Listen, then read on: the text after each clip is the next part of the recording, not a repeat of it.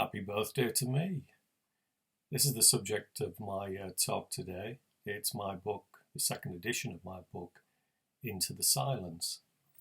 And I'm going to read the epilogue to that book, which is also called Into the Silence. It's probably the most Beckettian piece that I've ever written. In particular, it's inspired by The Unnameable, the third in the trilogy of novels after Molloy and Malone dies. There's a line in there by the narrator which goes something like, "It has bested better than me," which is something that I sort of take up as a riff in my work. And The Unnameable also mentions quite frequently the silence in the silence. And again, that's clearly something that's influenced my piece.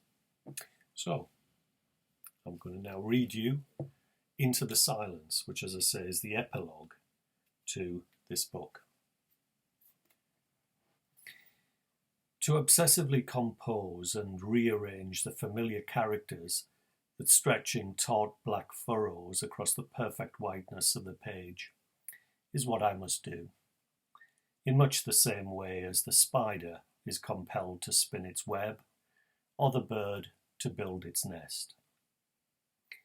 Eventually, these sentences will assemble themselves into ever more complex configurations, in the manner of atoms forming molecular structures, or stars coalescing into galaxies.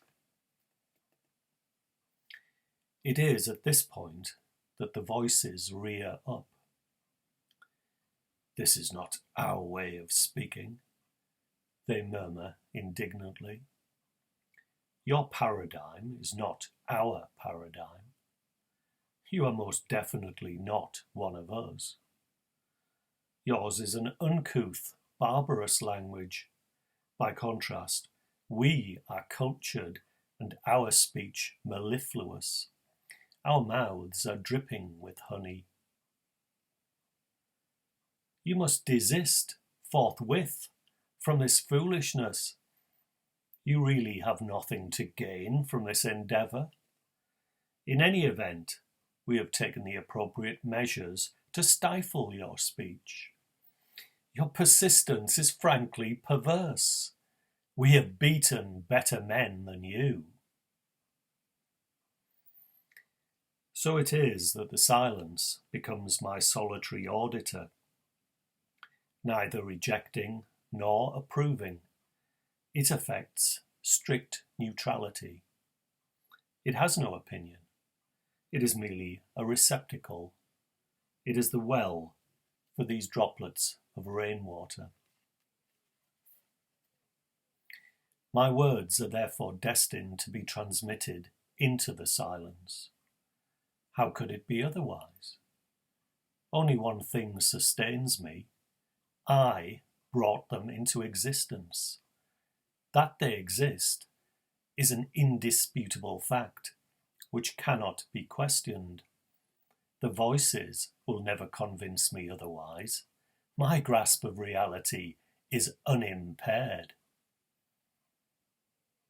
Even so, I labour under no illusions. Soon they will become part of the silence. Already, in the time it takes to utter them, they are the silence.